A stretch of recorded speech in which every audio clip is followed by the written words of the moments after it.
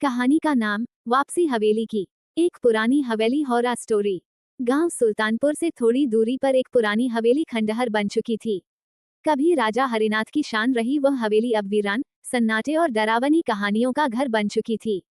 कहते हैं उस हवेली में हर अमावस्या की रात कोई चलता है, खिड़कियां अपने आप खुलती बंद होती हैं और कहीं दूर से कोई रोती हुई स्त्री की आवाज आती है। गांव के लोग उस हवेली के पास जाना भी पाप समझते थे, लेकिन राघव को इन बातों में कोई यकीन नहीं था। राघव एक फोटोग्राफर था जो अजीबोगरीब जगहों की तस्वीरें लेकर डॉक्यूमेंट्री बनाता था। जब उसने हवेली के बारे में सुना तो वह अकेले ही वहां पहुंच गया। दोपहर के समय वह हवेली के सामने खड़ा हुआ। टूटी दीवारें, झुकी हुई छत और जाले से लिपटी खिड़कियां उसे देख रही थीं, मानो कह रही हो अब लौट जाओ। लेकिन राघव अंदर गया। उसका कैमरा चालू था, वह हर चीज रिकॉर्ड कर रहा था। जैसे ही वह भीतर दाखिल हुआ, अजीब ठंड ने उसे घेर लिया।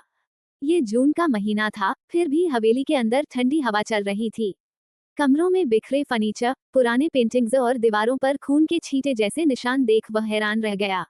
सबसे ज्यादा ध्यान खींची एक बड़ी पेंटिंग जिसमें एक रानी जैसे कपड़ों में औरत थी, लेकिन उसकी आंखें असली लग रही थी, गहरी, सुनी सुनी और बेहद डरावनी। राघव को लगा कि यह एक परफेक्ट फ्रेम है। उसने कैमरा उस पर सेट किया, लेकिन जैसे ही उसने फोटो क्लिक की, पेंटिंग की आंखें चमक उठीं। और उसी पल हवेली के अंदर तेज हवा चली, खिड़कियां जोर से बजने लगी और कमरे का दरवाजा अपने आप बंद हो गया। राघव डर गया। वह दरवाजा खोलने दौड़ा, लेकिन वह जाम हो चुका था। तभी उसे पीछे से एक धीमी आवाज सुनाई दी, क्यों आए हो? राघव पलटा। वहां कोई नहीं था, लेकिन अचानक पेंटिंग से वही औरत निकलकर सामने खड़ी हो गई। उसका चेहरा जल चुका था, आंखों से खून बह रहा था और आवाज में तड़प थी। मैं रानी चंद्रप्रभा हूँ, राजा ने मुझे जिंदा जला दिया था। अब हर अमावस्या मैं लौटती हूँ अपनी मौत का बदला लेने, और तू भी नहीं बचेगा। राघव ने डर के मारे कैमरा गिरा दिया। लेकिन तभी हवेली की दीवारों पर चीखें गूंजने लगी और चारों ओर से परछाइयां उसे घेरने लगीं। राघव ने भागने की कोशिश की, लेकिन हवेली अब एक भूल भुलैया बन गई थी। वह एक कमरे से दूसरे कमरे में भागता रहा, लेकिन कोई रास्ता बाहर का नहीं मिला। अचानक एक पुराने दर्पण के सामने वह गिर पड़ा। दर्पण में उसकी जगह वही रानी दिखाई दी, मुस्कुराते हुए, जैसे उसकी आत्मा अब राघव के शरीर में प्रवेश करने वाली हो।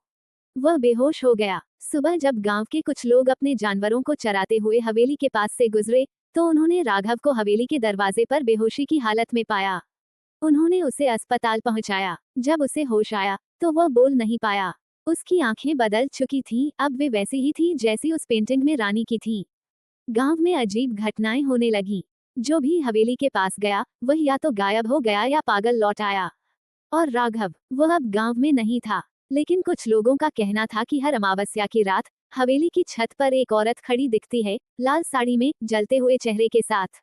और उसी के पीछे एक आदमी कैमरा लिए खड़ा रहता है, मुस्कुराता हुआ, जैसे कोई नई कहानी शूट कर रहा हो। योजक चिन्ह, योजक चिन्ह, योजक चिन्ह। सीख। कभी कभी कुछ दरवाजे हमेशा के लिए बंद रहने चाहिए, और जो बंद हो उन्हें खोलना जरूरी नहीं। योजक चिन्ह, योजक